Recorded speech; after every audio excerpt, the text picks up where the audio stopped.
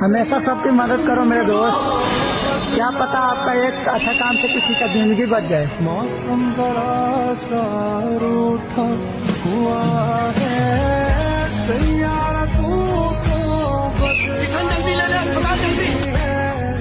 अरे कहाँ जा रहे हो, हमें देर हो रही है। क्या अगर इस लड़की की जगह तुम्हारी लड़की पड़ी होती तो क्या बोलते हैं साहब? आज घर जरा देर से पहुंचोगे तो जान नहीं निकल जाएगी तुम्हारी, और इसको अगर देर हो गई तो मर जाएगी बेचारी, मर जाएगी बेचारी। किसान जल्दी ले अस्पताल। गाड़ी स्लो क्यों कर दी? सिग्नल है। अरे तोड़ के सारे सिग्नल, अरे तोड़ के सारे सिग्नल।